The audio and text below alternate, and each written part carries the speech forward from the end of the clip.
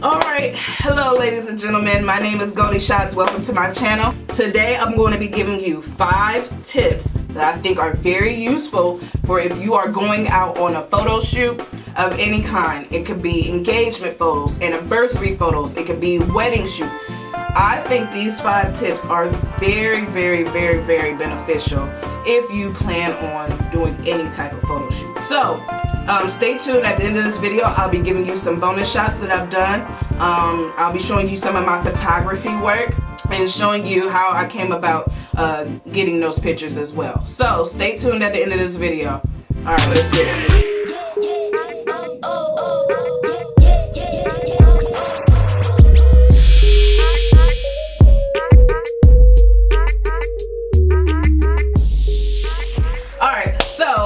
Again, I'm going to be giving you guys 5 tips for if you are going out on a photo shoot, you're doing any type of photo, engagement, anniversary, wedding, it doesn't matter, any type of photo shoot.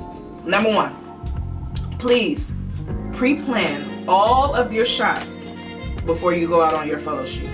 I think that this is very important, and not a lot of photographers talk about this when they say what you need to do before going out on a photo shoot. You need to plan out your shots. This is very important. One way to do this is Google. Type in engagement photos, type in anniversary photos, type in wedding photos. You can see what other photographers have done, or let that spark creativity and what you would like to do. So if you see a photographer do a shot and you're like, oh, I like that shot, you don't have to do that shot exactly, but let that be a jumping off point to the shot that you would like to take. So I would say at least pre-plan over half of your shot. That way when you get out to your photo shoot and you're in front of your client, you don't look like you don't know what you're doing. You have your shots ready to go. As you can see in this footage, as soon as I set up, I was ready to go. I knew what type of shot I was going to be getting. I knew the landscape. I knew what I wanted the shot to look like. So definitely pre-plan all of your shots. And because this was an anniversary photo shoot, as you can see in the video, they were celebrating their 3-year wedding anniversary. As you can see in these photos, you see me have them at least all the way off to the far extreme right or far extreme left. Now this is important, especially if they're engagement photos, because they may be using these photos as announcements, and if you center them, there's not very much room to write text. So if they're putting in a text, logo, whatever the case may be, they can either put it on the far extreme left or the far extreme right. So this is important when planning out your shots. You don't want to put your subjects in the middle out all the time, especially if it's for that reason. If they plan on submitting these photos to a graphic designer to place text on, okay? So again, plan out your shots before you shoot them. Very important. Number 2, pack only the equipment you need. So in other words, pack light, and then also to piggyback off of pack light, know your equipment. So I knew beforehand that I was going to be doing a lot of walking. We are at a winery in Akron, Ohio. It's called the Winery at Wolf Creek, and it has a lot of land and a lot of hills. So not only did I prepare my client and I let them know ahead of time, hey, wear comfortable shoes, I knew that I had to also be comfortable as well. So I packed only the equipment I need. You may be able to get away with having more equipment if you have an assistant with you, but if you are by yourself, you need to carry only what you can carry and nothing more. So the only thing I really had in my camera bag was a camera body, lenses, a flash, a light flash, filters, I had an umbrella, and a light pole. And I carried all of that by myself. Even that might have been too much, but still, I knew I was able to carry it. I knew that I wouldn't have a problem carrying it. So therefore I took that equipment. Pack light, know what equipment you need, and a part of knowing the equipment you need kind of piggybacks off of tip number 1. If you plan on getting a certain type of shot, you need to be packing certain type of lenses. So you need to, again, know your equipment and pack what you need according to the shots that you plan on taking. That is very important. Very important. Number 3, focus. I mean that both literally and figuratively. Okay? You want to make sure that your focus is on point. So not only should you make sure your focus and camera is very crisp, so a part of tip 1, let's piggyback off of tip 1 again, knowing whether you're going to be shooting automatic or manual.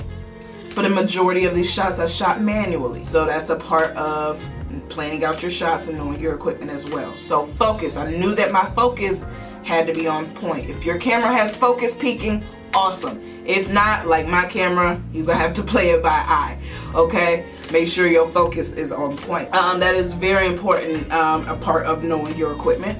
That goes back to, all of these tie into each other. So knowing your equipment, that goes back to that. Make sure that you are in focus, okay? And then also, as you can see in this footage, I use the outside flash. I have to make sure I'm focusing on my settings in camera or on my lens. If you're using an outside flash, you want to make sure that your image is slightly underexposed. That's the whole goal, is to make sure that the image is slightly underexposed, and then you add an outside flash to bring it up to the correct exposure. That kind of ties into focus, knowing what settings, what focal length, and knowing what f-stop and whatever the case, knowing your settings is part of focus, which is going to also alter your picture significantly. So that ties into also knowing your equipment and planning out your shots. So all of these tie together.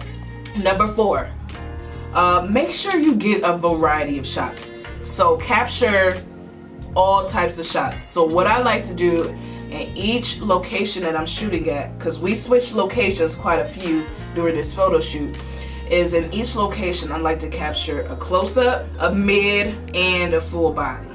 Okay? So that way you have a variety of shots that you can choose from, or that your clients can choose from. They may not like a close-up at one location, but they may like it, you know, a wide shot or a full body in another location. They may want to see all of the area behind them, and you can't do that if all you have is close-up shots and you don't have any mids, or if you don't have any full bodies. You can't see, you know, the character behind each shot or character behind the subject if all of your shots are close-up. So if you're shooting at multiple places within one location, it's good to get a close-up, a mid, and a full body. That's my personal rule of thumb. That way you have more shots that you can choose from, and then you can also show it to your clients, and they have more shots that they can choose from. So they may enjoy certain shots, close-up, mid, or full body, in certain places at one location. So I think that that's important, and I don't see a lot of photographers talking about that. So that's my number 4 tip, is capture a variety, close, mid, and full body before you move on to another area that you're going to be shooting in. Capture all 3. I think that's very important. And number 5, this one is just kind of a umbrella of all of the other ones that I've talked about, all of the other 4 tips that I've talked about. It's just be creative, okay? The goal as a photographer is to have your vision behind every shot that you take. Let it have your own artistic style, and remember, photography is an art form, so make sure that you have some fun, okay? Be creative. No other photographer can create the photos that you create. This is your signature. This is your art. This is the thing that's gonna draw more clients towards you, because can't nobody in the world capture the world the way that you do.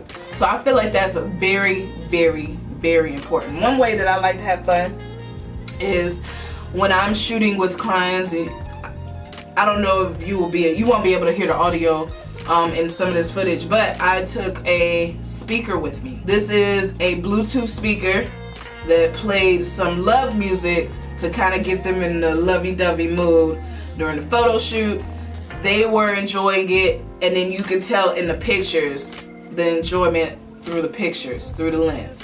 So that was one way that I was being creative with it. Loosen up my clients. A lot of people, they've never been in front of a camera. Because they've never been in front of a camera, they're more than likely going to be nervous. So I made sure to speak with them before we started. I made sure to loosen them up. I made sure to play the music that they would like to hear. Not only the music that they like to hear, the music that would set the mood, that would create love in the atmosphere.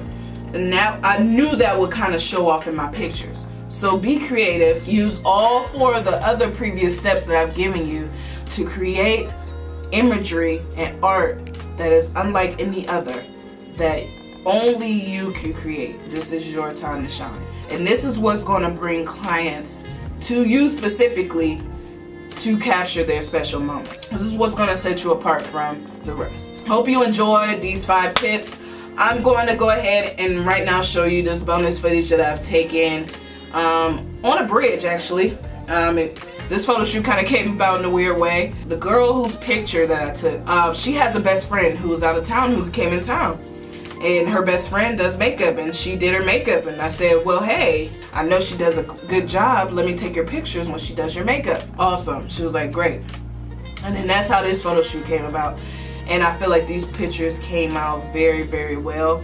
Again, we took these pictures on a pedestrian bridge that not a lot of people walk on. So it was great and kind of easy to kind of get these pictures. I didn't use an external flash for these. I used just the power of the lenses that I have. And I'll also show you the settings that I had each lens and had my camera on. I think these pictures came out great, and I actually had a great time shooting her. It was her first time shooting, and she was nervous, but again, I was being creative and I loosened her up a little bit, and I think these photos came out awesome and amazing. So thank you so much for tuning in to this video. If you like these tips that I've given you, make sure you like and subscribe to this channel. I'll be giving you some more photography tips, also showing some more of my photography work. If you haven't done so already, I'll post some links to my social media pages, so you can follow me on social media. You can follow my business page. I'll go ahead and add in the link to my website for my business. And I just hope to hear from you guys. Thank you so much for tuning in. Again, I'll be posting more and more photography tips. And if you already seen my channel, you already know that I'm a family-oriented channel. I post videos that's family-oriented or that the whole entire family can enjoy. So make sure you tune in. I'll try to post at least one video every single week. So again, thank you so much for rocking with me until the end of this video, and I hope you guys have a good rest of your day. Peace.